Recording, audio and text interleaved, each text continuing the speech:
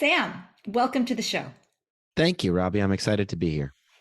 So you wrote Kind Folks Finish First, and it really describes a different way of doing business. It's about, relationships, not transactions. It's about giving before you ask and not trying to chisel out the last pennies. It's really about the long game. So it resonated a lot with me. And I'm curious, where were you in your entrepreneurial journey when you wrote Kind Folks, and what prompted you to write it? Well, I wrote it over the course of really the summer of 2021, and where I was the book starts in 2017 on Friday the 13th. But my background is really as a sales leader and a revenue leader at high growth companies in New York City for the last 20 years, and from one perspective and from one lens, the first 15 years before I started my current company were in some ways, although I talk about this in the book, in some ways they were sort of rife with failure and disappointment in the sense that I hadn't achieved the things that I'd hoped to achieve, and I didn't feel like I was professionally successful.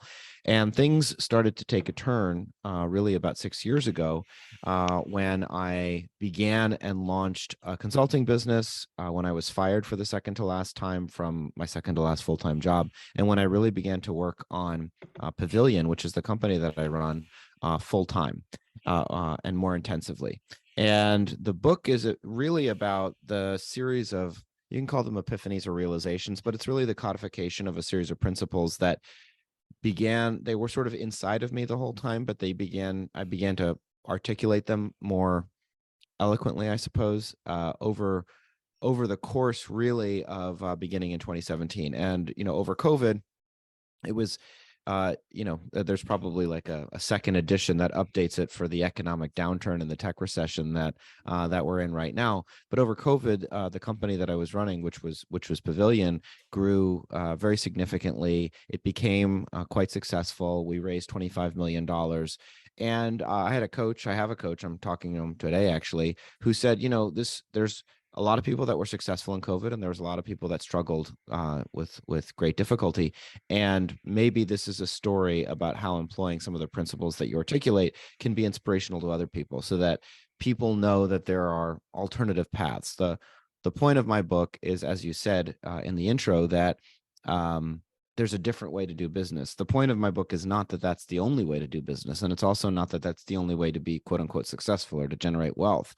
My point is simply to offer an alternative path and to let people know that there are more than one ways to play this game that we're all involved in, which you can call, capitalism or whatever, however you want to describe it. So that's a very long-winded answer to your question, but the fundamental sort of essence of it is that I learned to believe in these ideas over the course of achieving success with my own company over the last couple of years. And I wanted to share them with other people because I feel like to the point of the phrase and the play on the phrase, that there's a belief sometimes that you have to be ruthless in order to be successful.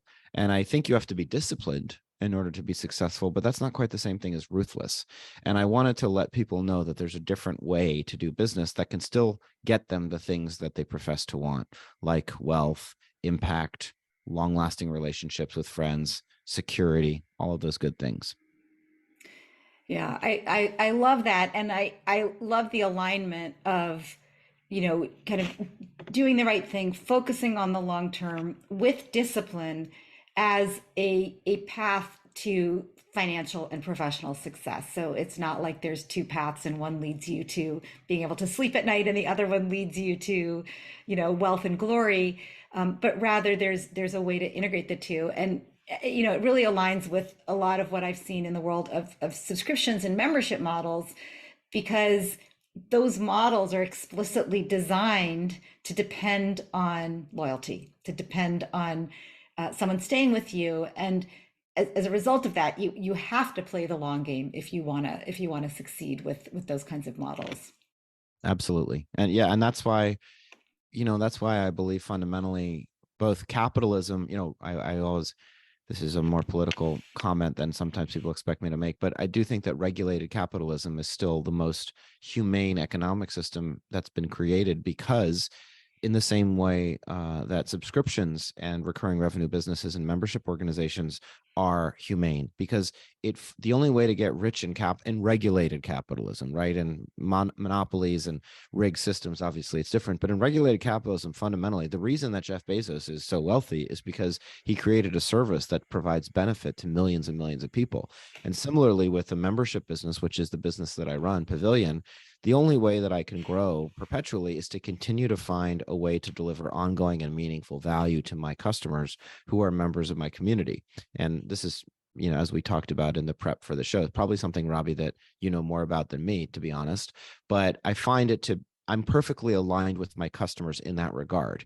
If I continue to provide value, and if I am searching for value, and one of the ways that I sometimes refer to myself in the company is as a truffle pig, and the truffles are delight. The truffles are, I just have to stay alive long enough. I have to make sure I don't run out of money before I discover the formulas that keep people engaged, loyal, and retain them as customers for a long time. And that's a good incentive.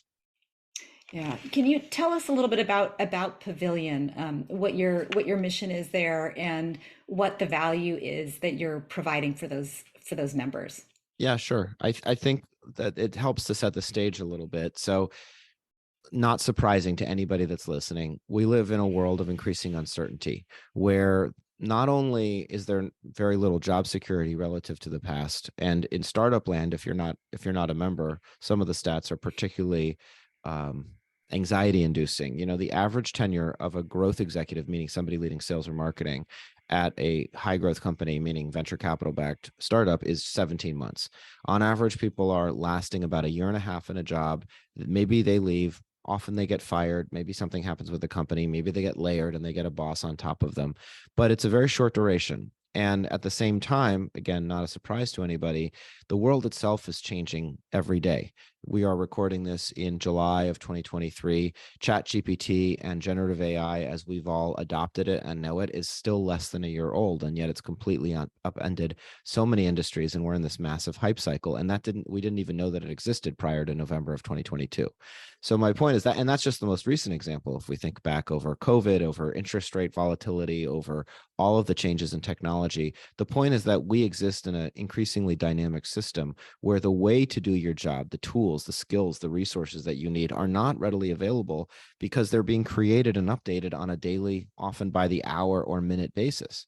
So you're a professional that exists in that world, which is the only fundamental stability is instability. The only constant is inconsistency, and where you don't have job security. So in that world, what do you do and where do you go to make sure that there's a possibility to build a meaningful and ongoing career, that over 20 years, you have confidence that you're not continually stepping in quicksand, that you're not on a merry-go-round that continually ends up back where you started, and that you're actually making progress towards a predefined goal.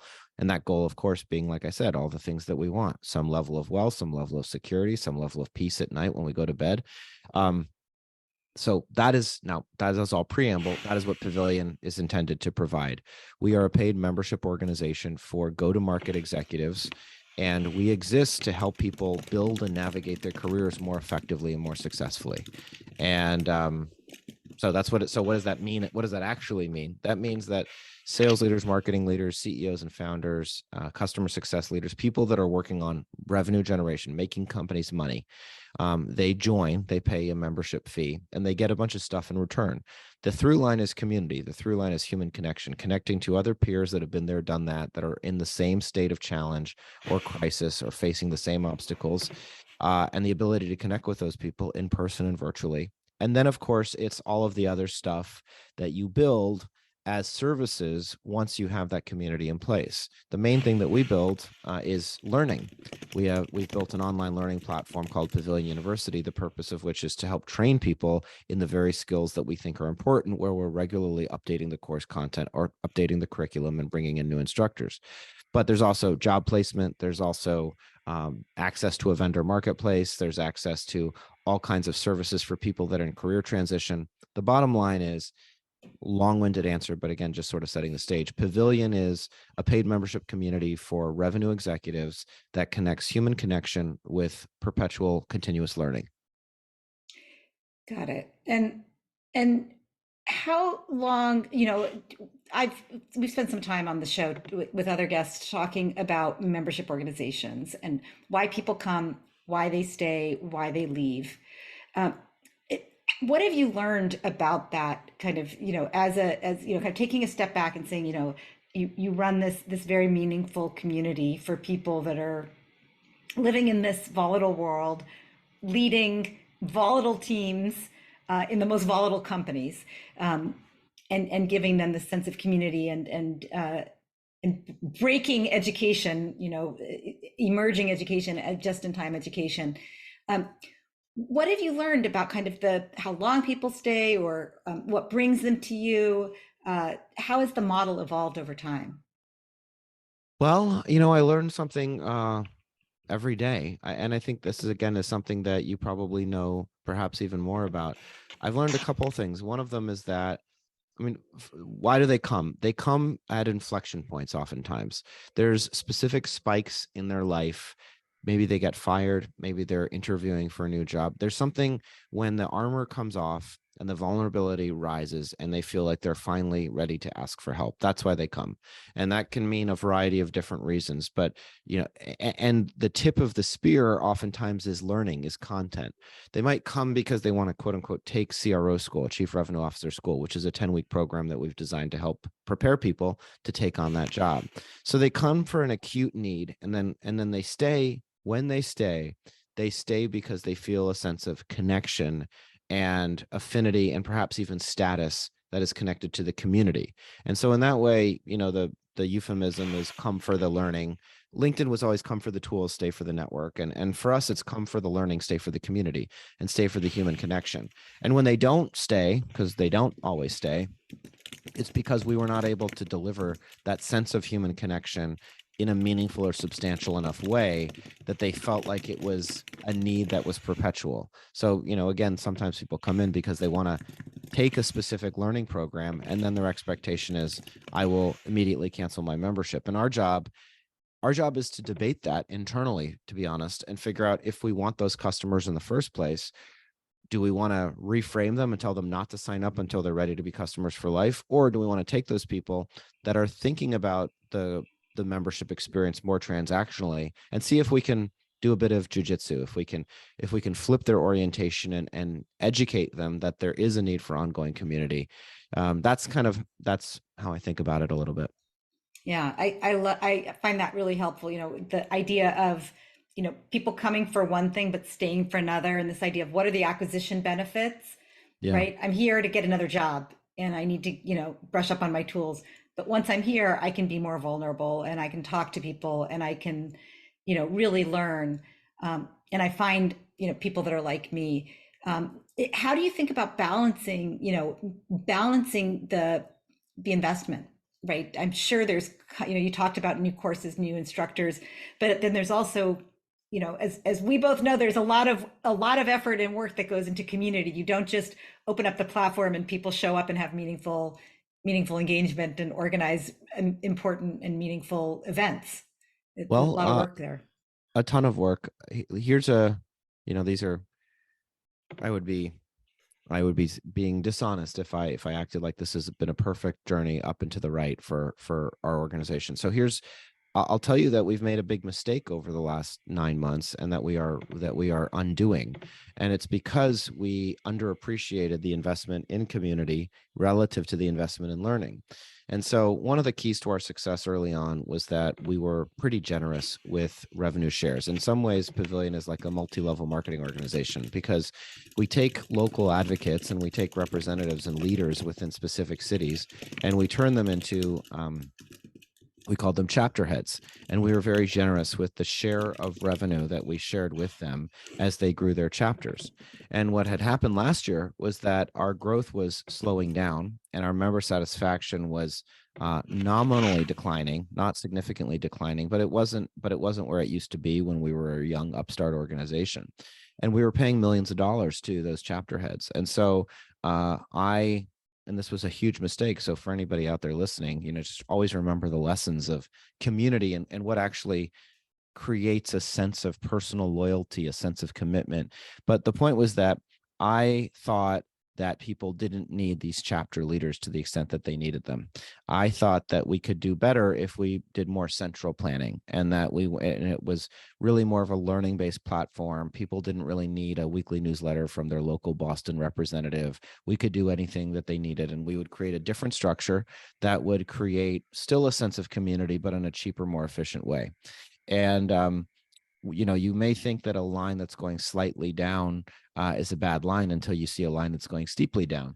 And so we kind of botched this transition, and we got away from our roots. And we're realizing now that it was a big mistake, and we're bringing chapters back, and we're trying to do it in such a way that we can balance the investment. So I guess the point is, which is a long way, but I think calling it investment is one thing. I think it's really about incentive alignment. And that's where, I've got a call tomorrow morning to talk. It's not that we were paying them quote unquote too much money. It was that we were paying too much for gross margin and not enough for acquisition, and, too much for retention. And I don't mind paying a lot of money if they're growing the business.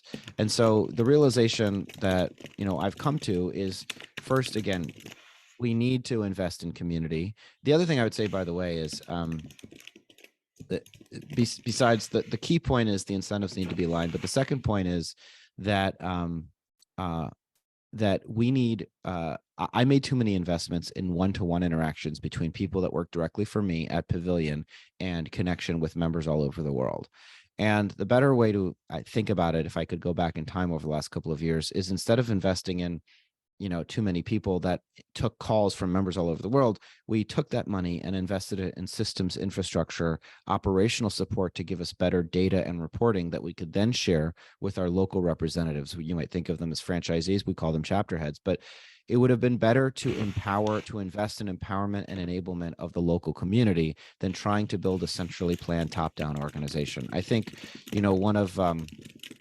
one of the ideas that I think I've really come to believe over the last couple of months is that community, there's a certain amount that needs to feel consistent, but there's a certain level of inconsistency that is a feature, not a bug, of having, this federated network of people that everybody's going to feel free to innovate and create new kinds of events and new kinds of experiences. And that shouldn't be discouraged. That should be encouraged. And so we're bringing back chapters, and we're not just thinking about more growth incentives, but we're thinking about all kinds of things that we might be willing to let them do that previously we didn't want to let them do, like accept money for selling sponsorship so that they could pay for stuff or create just more of a local franchise. So long answer to your question, but those are some of the learnings over the last couple of months and years. Yeah, it's fascinating, and I know it's a constant battle, the centralization versus decentralization, and consistency versus um, quirkiness, Right. intimacy. It's hard to have intimacy with consistency. Um, Yeah, I think. exactly. We did this road show last year where we did all of this was, and we went to 9 different cities and did these big events. And in so doing, that was like one of the moments I'm like, we got to get rid of these chapter heads. Is because I went to a bunch of cities where I'm like, this person is not a good representative of my community. How did this person get into a leadership position? And the point is that but then I would go to other cities, and the people would be amazingly representative of the best that's possible from Pavilion. And I thought that inconsistency needed to be stamped out, and we needed to be much more machine-like in how we but I think that's sort of the point. Like it would have been better, instead of throwing out the entire structure and saying we need to run this from a top-down perspective, what I should have done is said, it's okay to replace the person. Let's go replace the person in that particular city, as opposed to throwing out the entire structure. Yeah, yeah, really interesting.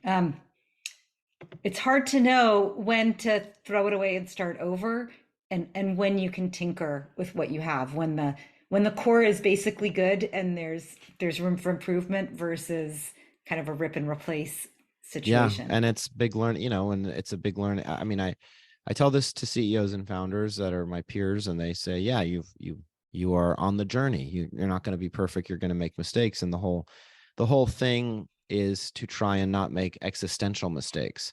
And again, I think one of the key learnings that's not specific to a subscription business, but just specific to my journey as a CEO, is sometimes you need to, go fast to go slow, slow down to speed up. Like you don't need, if you want to change something, let's have a program where we test the change as opposed to, but I have this great sense of abiding in patience, and I just want to rip everything out and start over because I can't wait to get to this vision that I have in my head. And what I've had to learn this year is things are going to take a long time, and it's better to slow down and be deliberate as opposed to being rash and foolhardy. Yeah, but I will say that there's a book by Marshall Goldsmith, a great book, but an even greater title, which is "What Got You Here Won't Get You There," um, which I think is often the challenge, that the things, the speed and the willingness to go fast and to throw stuff away and try again is great in the entrepreneurial phase, but as you're scaling, maybe you're a little more deliberate, a little more careful about what you're doing, and slow down to go fast. It's I think that people struggle with these issues all the time, and I'm very grateful that you're sharing a couple of your experiences in the trenches, because I know it'll be helpful. Uh, Lessons learned the hard way. Lessons learned. The whole point of this show, and I think maybe to some extent part of the reason for Pavilion is to help the people coming behind us avoid the bumps in the road that we experienced. Exactly. Now, you've grown quite a bit, and you just talked about your impatience and your ability to go fast, and you have talked. I've heard you speak before about how early on you went with your gut, and as you scaled, you realized that conviction isn't always enough. And you've moved to go slow to go fast kind of approach, more data driven. How do you know? I mean, I think people know this, that they should be moving slower and going with data, and sometimes you don't want to just go with your gut. But how do you decide, this time I'm going with my gut, this time I'm going back and looking at the data? Well, first of all, is there data? So that's like one of the first vectors of decision, right? And then some notion of, is this a creative decision, or is this, a more process or systematic decision? Pricing and packaging, that's not a gut-based decision. Now, at the very, very beginning, maybe it can be, but we kept making decisions based on price. And we're at a point where it's something that you need to test. We finally did run a bunch of tests because we have members paying a bunch of different price points, and we saw that there's very different retention characteristics based on how much they pay.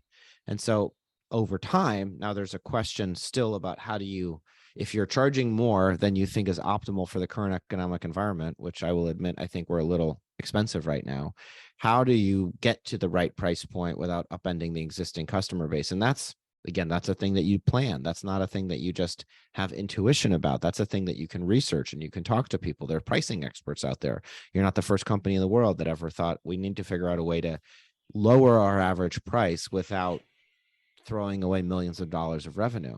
On the other hand, there are taste-based decisions like the name of the company. We were called something else at the beginning, and I changed the name to Pavilion.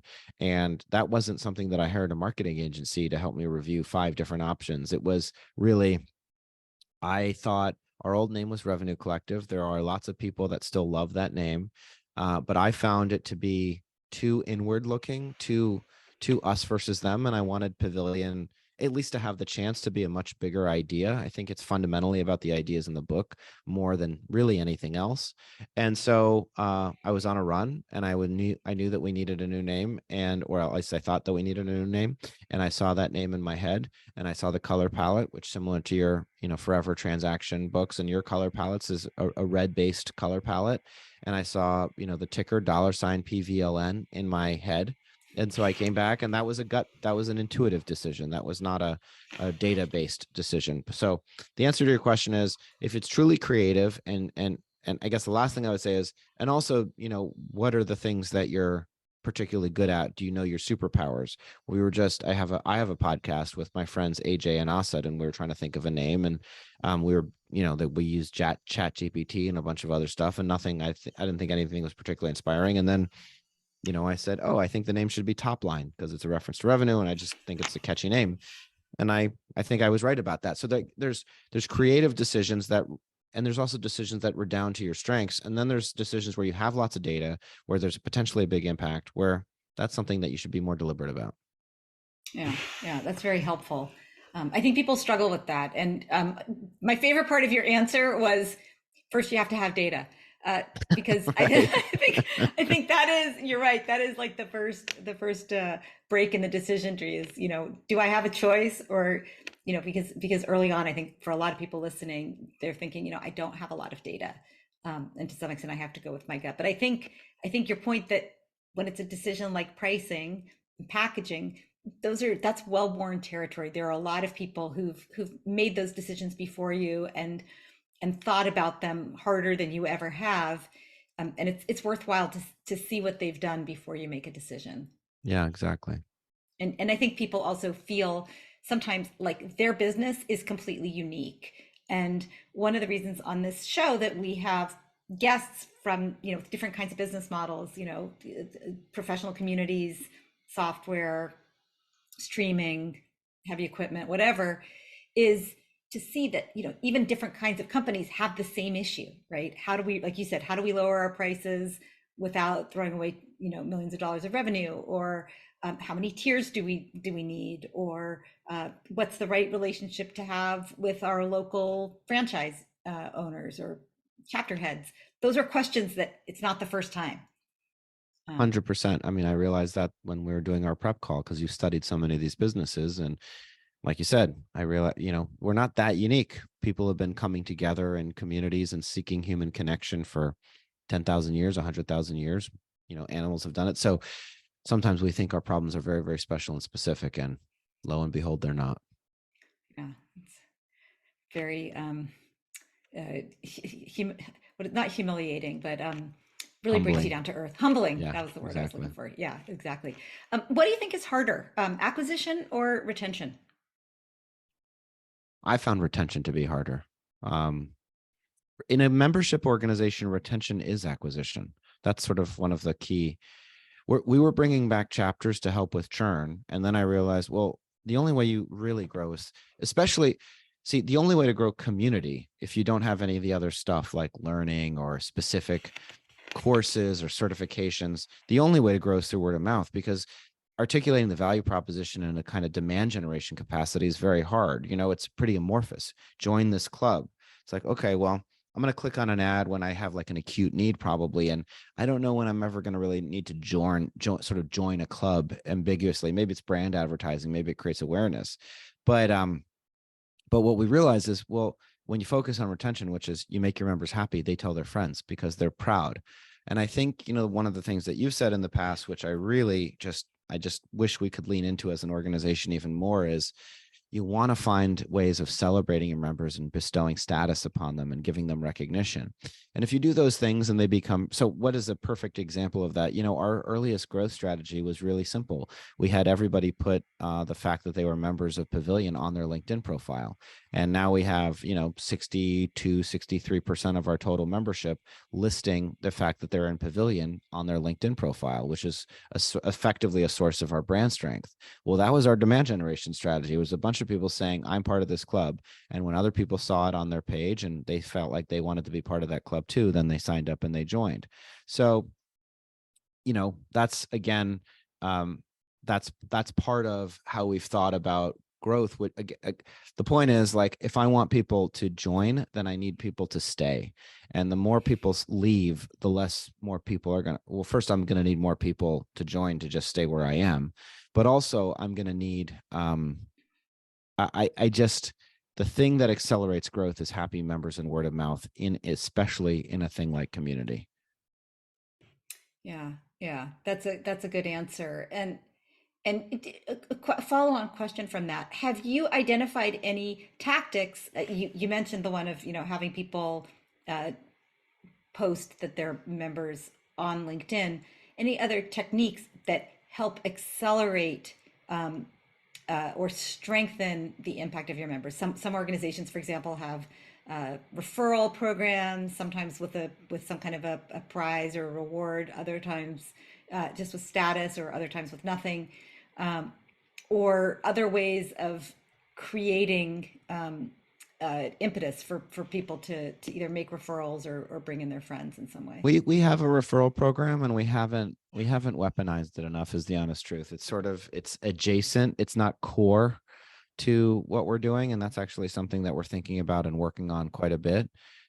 So yeah, I mean, again, making referrals seamless and easy is big, I think. Taking again, not just like having people post, but giving people a podium and creating some kind of natural evolution where you join as a novice or a student and eventually you become a teacher, and then the reason that you stay is to continue to give back and to teach and to have some kind of, like I said, podium, something, some place where you can project your expertise and your stewardship of the brand and your service to others.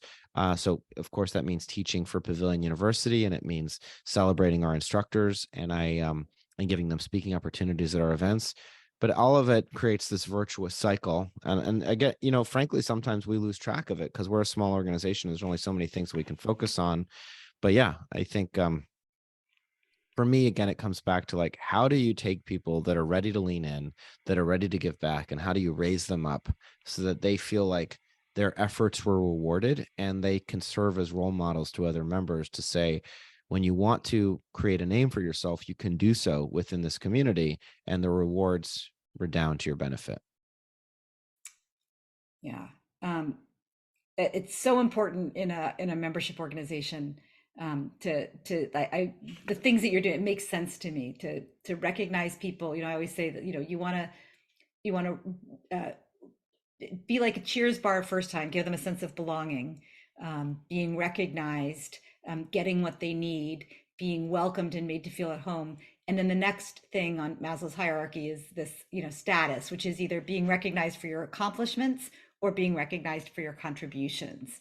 And they're both really important in a community, and it also gives people a place to stay, right? Because a reason to stay, because we love to be helped, but even more, we love to help. It makes us Yeah, feel really good to like I find, I don't know if you've ever had the experience of calling someone and asking them for help and saying, I just need 15 minutes. I just want to pick your brain on this one thing. And then they end up being the one who stays longer because it's so fun to be helpful. that's the It's whole like, point of my book. Yeah, I mean, that's yeah, my point of the point of the book is like, not only is it fun, but it's a strategy to achieve success. People love, it's powerful, and it's because you create this. I mean, I'm not being Machiavellian, but you create a sense of obligation, and then when you don't do anything about it, it's even more powerful. When you don't immediately cash it in, when you're not transactional, when they say, how can I ever repay you, and you say, you don't need to repay me, just think of me well when you're out there in the world. It's very, that's the whole sort of essence of the book. yeah, yeah. I think that's powerful. Life's a long time. Yeah. Life is a long time. Uh, uh, you um, you initially had Bootstrap, but you mentioned that a couple of years ago you took a big growth round. Can you talk to me about, as a membership organization, um, why you chose to bootstrap first, and also why you decided to, you know, take a big round, and all of um, the stress and challenges that brings, the expectations that brings. Well, I bootstrapped. I didn't really have an option, so it wasn't like I didn't feel like it was a particularly investable business. These businesses are very, very hard to get to, even the scale that we're at, and they're even harder at our price points to get to 100 million in revenue or beyond. Although I do think it's possible. So bootstrapping was necessity. I had I just wanted to make enough money that I didn't need to that I couldn't get fired and I could support myself and my family. Um, it became more successful than I anticipated by a lot. And then somebody came and said, we want to invest $25 million. And the market back then, so again, it's like the funny joke of kind folks finish first in a 0% interest rate environment. But the market back then was such that, that $25 million did not go mostly to the company. It went, partially to me and partially to the company because we were profitable. We didn't need the money necessarily. And so that was an offer, as the mafia would say, too good to refuse. And it was also because I felt like the valuation was full, but not wildly excessive. They were our investors were in it, around 100 million. We were only doing 4 million in revenue then, so that was crazy. But we're going to do close to 20 now, and a 5 times multiple on that is not out of the realm of possibility. I think it's a function of the markets that were 4 times bigger than when they invested and were probably worth about the same as they paid. But that's, I can't control valuation. I can only control what I can control. But that's why I decided to take the money, was because it was a wealth creation event for me. I still retained control of the company. It was a great deal. And then the second part of your question is, well, what are the drawbacks? And I can say it with fuller awareness 2 years down the road. Yeah, there are significant drawbacks. It heightened my ambition, which caused a diffusion of focus. Is how I would say it. We tried to do too many things, and that's part of what got us into trouble. We tried to be a community for more people than executives. We had the notion that we were going to start people pavilion and HR pavilion and legal pavilion, and we're going to create communities in all of these other areas where I had no particular subject matter knowledge or expertise. And it was a mistake. That was an error. We should have just stayed focused on exactly who we had grown up serving, because there were still so many more people that weren't members. And so the natural thing to do would have been to just keep focusing on the people that we were originally forced to serve. But again, these are all growing pains, and it's all lessons learned. And sometimes all of it is about getting back to the essence of why did you start this thing in the first place, and making sure that you could stay true to it. Yeah, that makes great sense. Um, we're close to the end of our time, sadly for me, because I have a lot more questions that I would love to ask you. But I'm wondering, do you have time for a speed round? Yeah, of course. First subscription you ever had? What a good question. Netflix, maybe. Cable. Uh, The electric bill. yeah, Con totally. Edison. Favorite subscription that you're using today? Oh, that's interesting. I really I do like Strava. So Strava is it's just a fitness app that I record all my runs on, and there's a community, and you get likes from other people, and there's a social component to it. But for me, it's just the easiest way to it's just the easiest way to archive all of my exercise. So that's the first one that comes to mind. Awesome. So that tells me a lot about you. So I'm an advisor to Strava, and Oh, we had, yeah, so I'm a huge fan, and had their chief revenue officer as a guest on the podcast last season. oh, cool. So talking about similar topics, scaling. They can do a lot more with their analytics. Their analytics are pretty frustrating, but again, it's just the easiest way for me to just record without having a separate app for where I ran what I did. Okay, slight digression. Do you use it to stay connected to people, um, A little to bit, but compete or support your fellow runners? Are you a runner? I Is that your? I am a runner. I mainly I was, but I felt like it was a little unhealthy, and I felt like I was living for other people. Like there's a part of when you know that you're running on Strava that you're afraid to go slow, because you know that other people will see your time. And I've become slower in my old age, and now I log in less, to be honest. But I use it because I like drawing shapes with my running. So I'm like, oh look, that looks like a some kind of stick figure. Love that. That's funny. Do you have any pet subscriptions for your dogs? No, Um, Favorite business book that you didn't write? I love um there's two books. First, just the core business book is High Output Management by Andy Grove, which is sort of like Yep. one of the Bibles of Silicon Valley. And then it's a book, I think, by Jim, I say Disney Wars, by Jim Stewart. It's called Disney War, and it's about the history of the Eisner CEO tenure at Disney, at Walt Disney Corporation. And I just really love that book. Awesome. And a single tip for founders trying to scale in this pretty difficult environment. Stay lean and stay extremely focused on your core customer, and don't assume you need to build new products or services until really north of 20 million in revenue. Stay focused on your core customer. Keep doing what you're doing. If you're the kind of person that gets bored, find other things to divert you, but seek the boredom of repetition. God, that is fantastic. Um, Sam Jacobs, thank you so much for being a guest on Subscription Stories. It was a pleasure to talk to you. Thanks for having me.